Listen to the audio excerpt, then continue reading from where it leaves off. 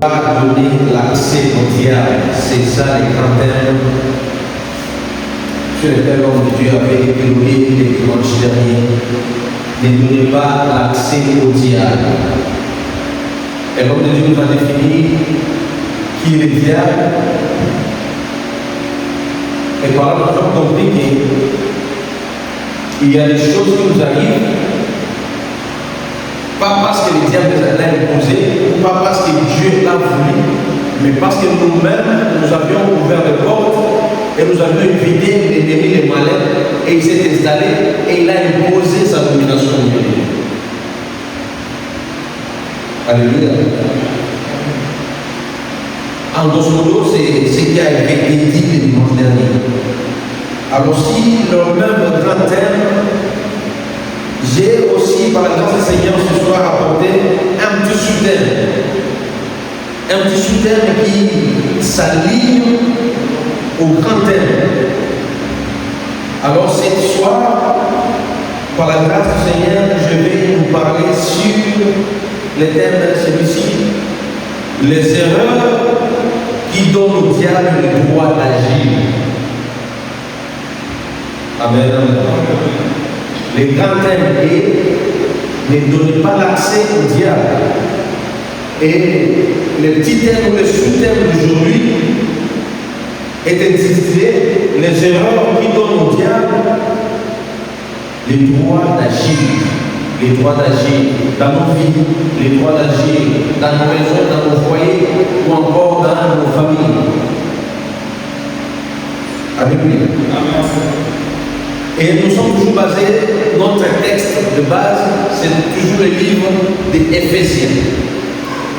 Éphésiens chapitre 4. Éphésiens 4. Verset 26, et nous allons descendre un peu jusqu'au 32e verset. Je vais lire ma version parole de vie.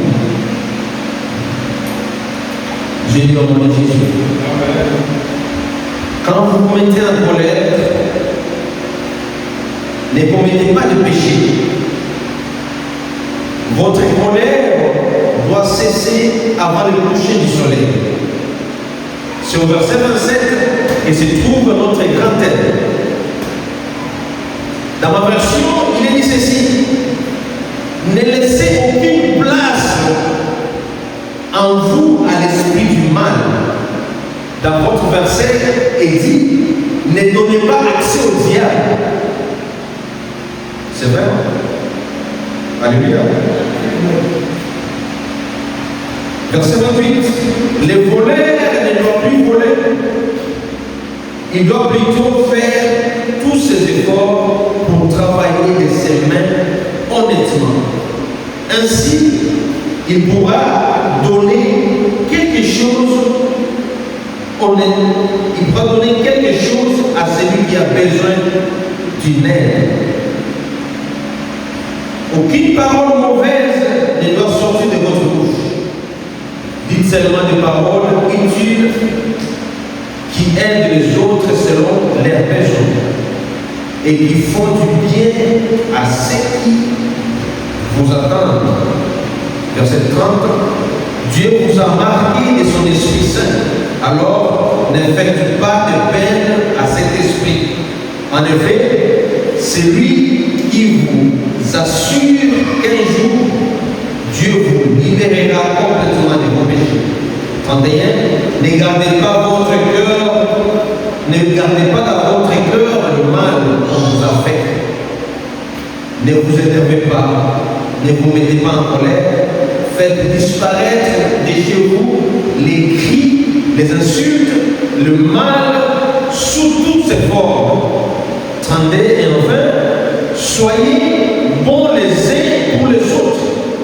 Ayez un cœur plein de tendresse. Pardonnez-vous les uns aux autres comme Dieu vous a pardonné dans Jésus-Christ.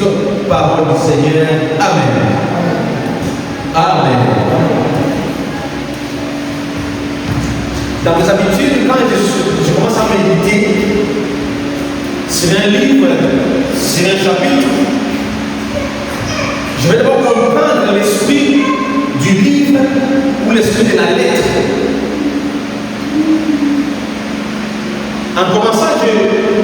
chercher la description de l'épître aux Éphésiens. C'est quoi l'idée générale? C'est quoi la synthèse de cette lettre?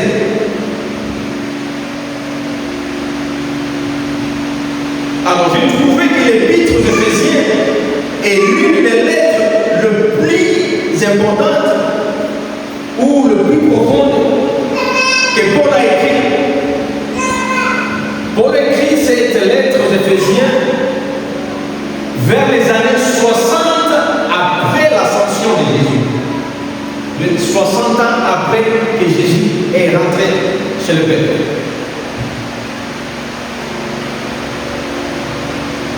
Alors,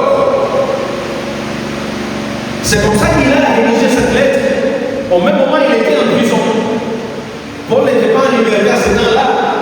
Paul était déjà emprisonné dans l'île de Patmos. Non, c'est Jean qui est dans l'île de Patmos. Paul était en prison à Rome.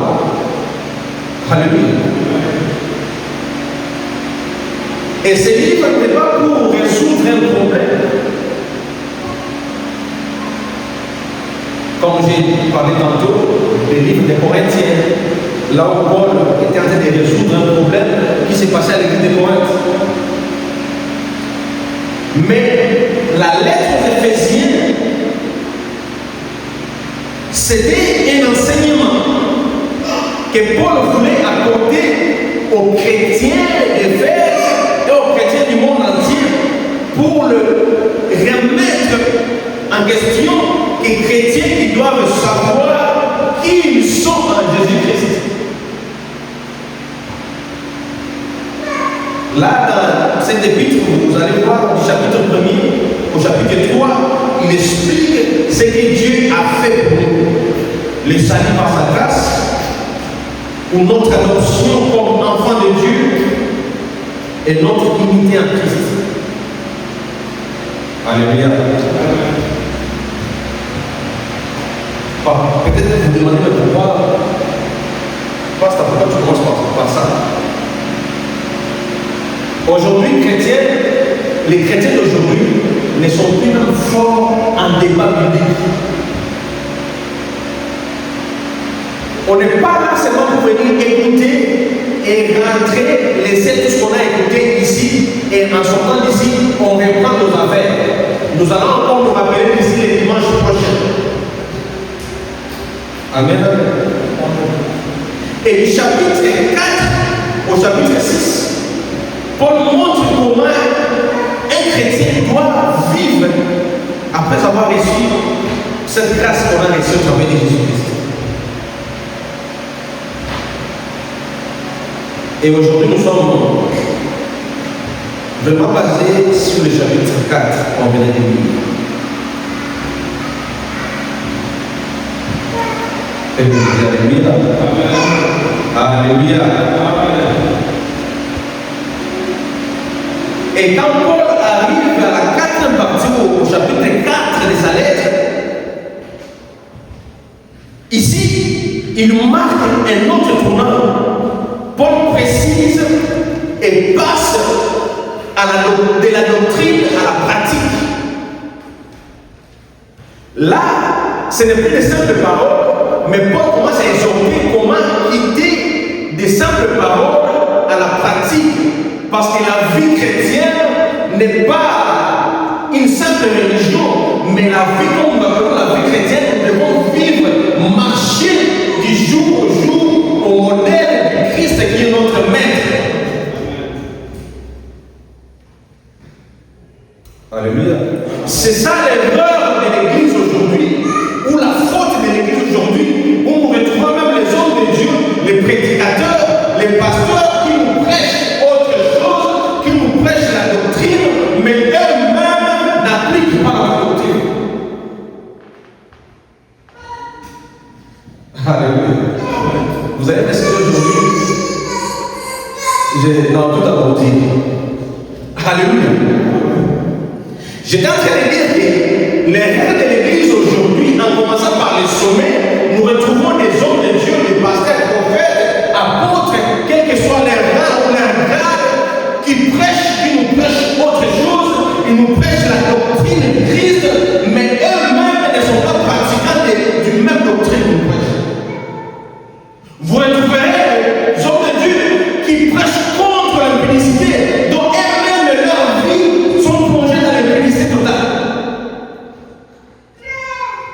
Vous trouverez les hommes de Dieu qui prêchent contre l'alcoolisme, dont eux-mêmes ils sont plongés profondément dans ça. Dans le chapitre 4 ici de la lettre aux Éphésiens, Paul exhorte aux chrétiens que vous devez quitter la doctrine, passer aux pratiques, commencer à pratiquer la doctrine. Parce qu'il est facile, aujourd'hui, il est facile de prêcher comme je le fais là. Si vous savez manipuler quelques mots ou phrases du français, vous pouvez vous mettre aussi à prêcher. Et aujourd'hui, avec tous les IA, avec ChatGPT, il y a Claude, il y en a plein, où vous pouvez juste taper quelque chose et ça vous sort toute une prédication. Ça devient plus facile. Mais ce qui est difficile maintenant, c'est de mettre en pratique ce que vous prêchez.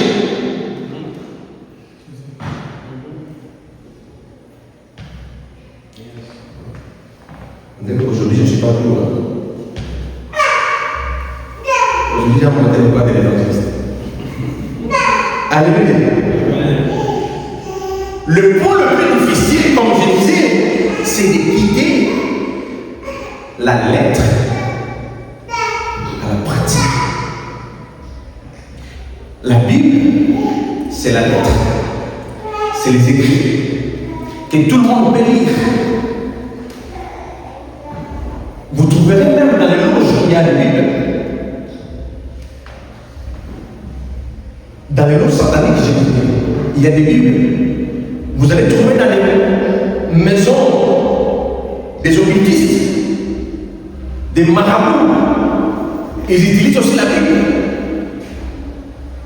Mais ce qui nous différencie, c'est la pratique.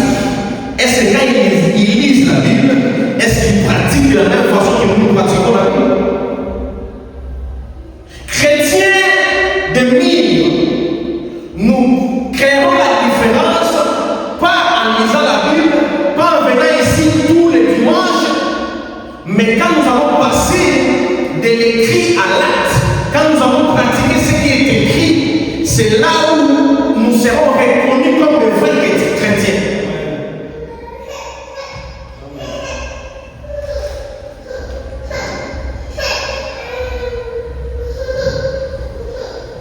Parce qu'un vrai chrétien converti, sa vie doit être différente avant et après, avant sa conversion et après sa conversion. Le monde doit voir et doit constater et remarquer que non, cet homme, cette femme a changé. Sa démarche a changé, sa façon de parler a changé, même son accoutrement a changé. Mais aujourd'hui, nous pouvons mélanger tous les deux. Avant et après, il y a plein de différences.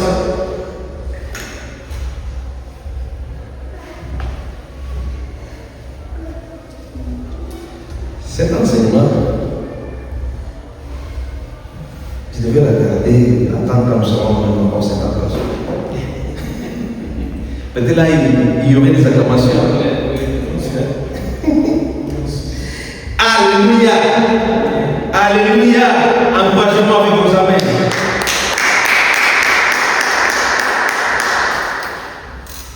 Alors, un vrai chrétien doit se débarrasser, doit abandonner le vieux homme et s'approprier et se revêtir du nouveau homme. Cet homme, cette personne que tu étais avant, la personne colérique, celui qui ne laissait pas passer un mot, quand on te provoque, tu te dis toujours si tu me cherches, tu vas me trouver. Ça, c'est le vieil homme. Mais le nouveau homme, parfois quand on te cherche, on ne peut plus te retrouver. On te connaissait quand on te cherchait, on te retrouvait facilement parce qu'ils savaient répliquer. C'est là où Jésus nous dit, quand on te juge de ce côté, donne l'autre côté.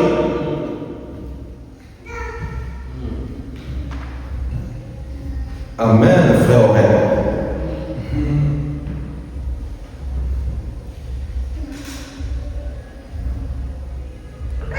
Alors, ne donnez pas accès au diable.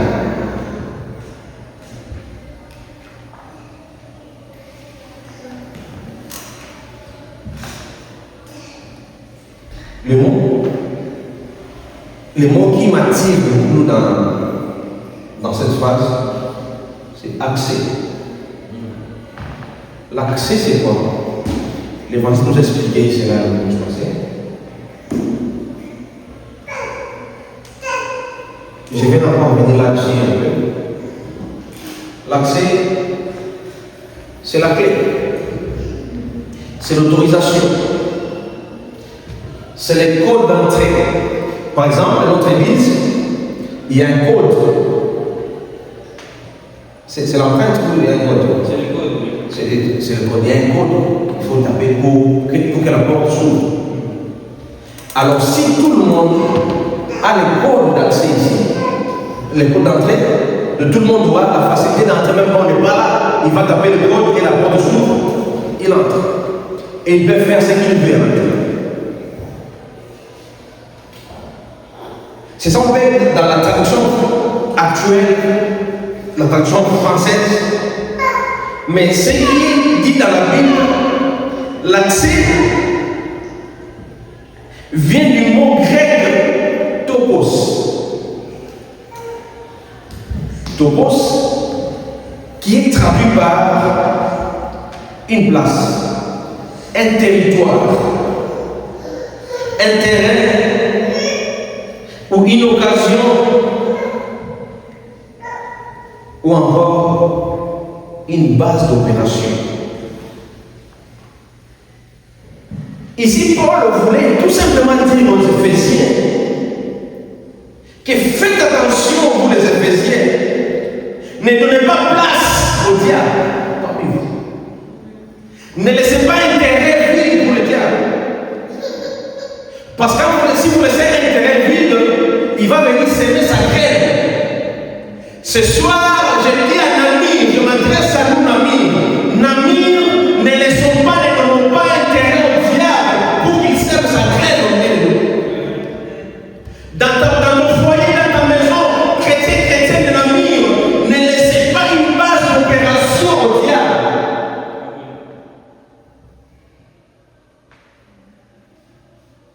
Vous voyez ce que font les USA, les États-Unis,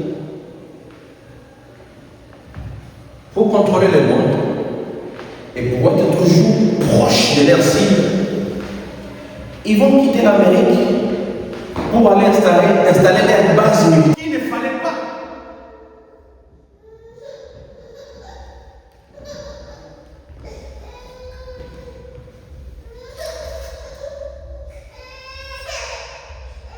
La sexualité, c'est une bénédiction que Dieu a donnée à l'homme.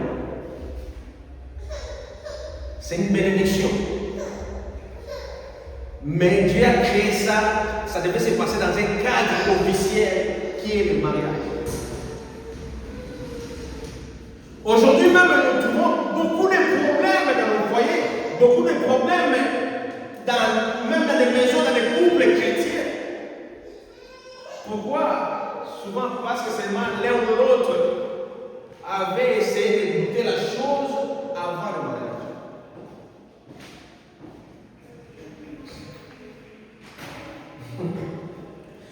Vous trouvez ce qu'ils disent? Non, mon mari ne me satisfait plus. En disant cela, tu compares ton mari à qui? C'est parce qu'avant d'abord, tu as eu à goûter autre chose. Parce que si seulement si tu avais commencé avec ce mari-là, c'est comme on nous a enseigné à l'école, 1 plus 1 égale 2. On s'arrête là. On n'a pas pris autre chose. Comment est-ce que 1 plus 1 fait 2? Bon. On s'arrête là. Comment est-ce que 100 multiplié par 0 donne 0? C'est comme ces messieurs sur les réseaux qui disent, tu vois. J'avais mes 3 poules. J'ai multiplié par 0. Les 3 poules sont pris là. Où sont partis mes poules? Alléluia. La compromission ou l'immoralité détruit les foyers, détruit les couples. Aujourd'hui, il y a des divorces. Il y a des enfants qui sont abandonnés parce que leurs parents se sont divorcés à cause seulement de l'immoralité sexuelle. Et pour finir, ce qui est très important, la quatrième règle, c'est la désobéissance persistante à la parole de Dieu.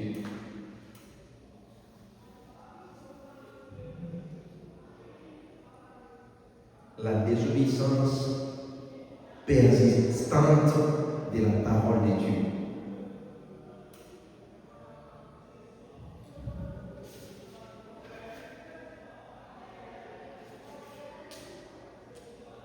Aujourd'hui, il y a des gens, des personnes, des chrétiens qui vivent comme si Dieu n'existait pas.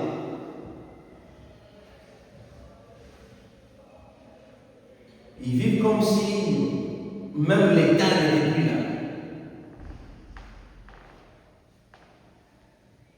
Tout ce que je parle ce soir, quand je parle de la désobéissance, je ne parle pas d'une erreur qui est arrivée une fois. Il y a des hommes de Dieu, des chrétiens, des fidèles qui vivent constamment dans la désobéissance. Tu sais que l'alcoolisme n'est pas bon, mais tu continues. Tu sais que l'impudicité n'est pas bon, mais tu continues dans ça. On t'a prêché et aujourd'hui on continue à te prêcher. Et il y a même ceux qui vont à l'église le dimanche matin, il n'est pas marié, mais dans sa tête, il a un programme après les cultes, il a un rendez-vous, il va aller se compromettre.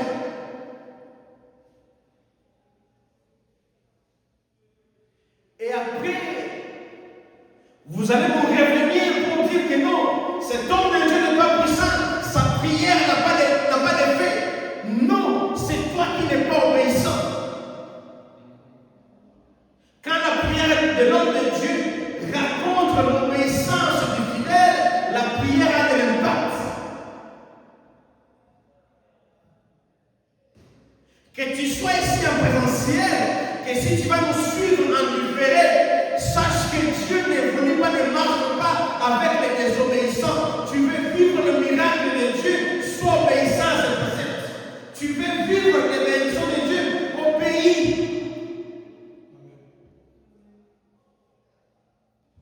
Obéis. Je répète encore, il te suffit seulement d'obéir. Alors la désobéissance, lui encore ouvre progressivement. Au fur et à mesure qu'il continue de désobéir, et au fur et à mesure la porte s'ouvre et donnera une place au diable d'opérer dans ta vie.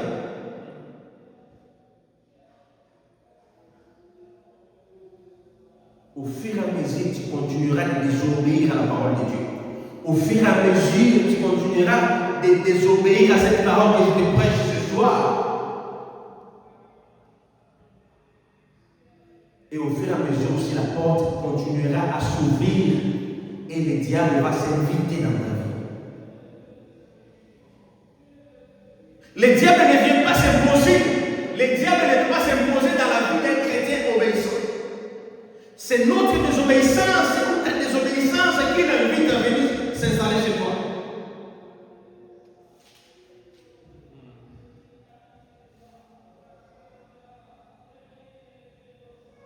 Tu sais les conséquences du péché. Tu connais les conséquences de la désobéissance, mais pourquoi tu continues d'en faire? Pourquoi tu t'entêtes, frère, soeur? Qu'est-ce qui t'empêche de laisser cela? Qu'est-ce qui t'empêche de retourner dans la bonne voie? En conclusion, le diable ne force pas la porte.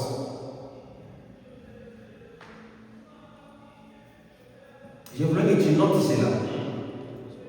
Que le diable ne force pas la porte. Et surtout ne force pas la porte d'un cœur qui marche dans l'obéissance.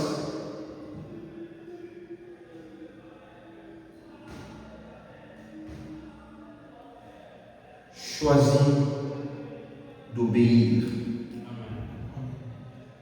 Je te conseille de choisir l'obéissance. Je te conseille d'abandonner la compromission, l'immoralité. Je te conseille ce soir d'abandonner, de confesser toujours tes péchés. Je te conseille ce soir d'abandonner des paroles négatives, d'arrêter de te maudire. Car un chrétien victorieux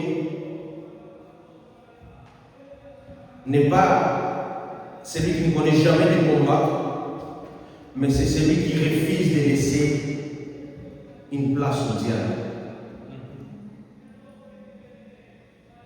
Alors je veux que tu puisses incliner ta tête et examine-toi aujourd'hui dans ton cœur.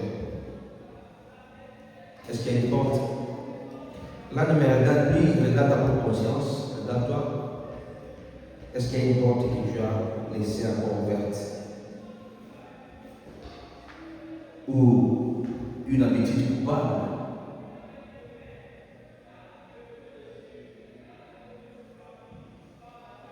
Est-ce qu'il y a quelque chose que tu n'as jamais confessé?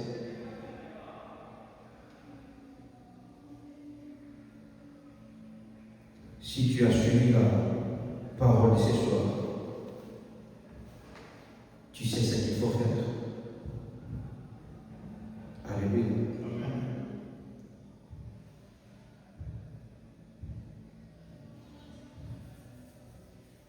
Réfléchis, examine-toi. Quelle est cette porte qui est encore ouverte?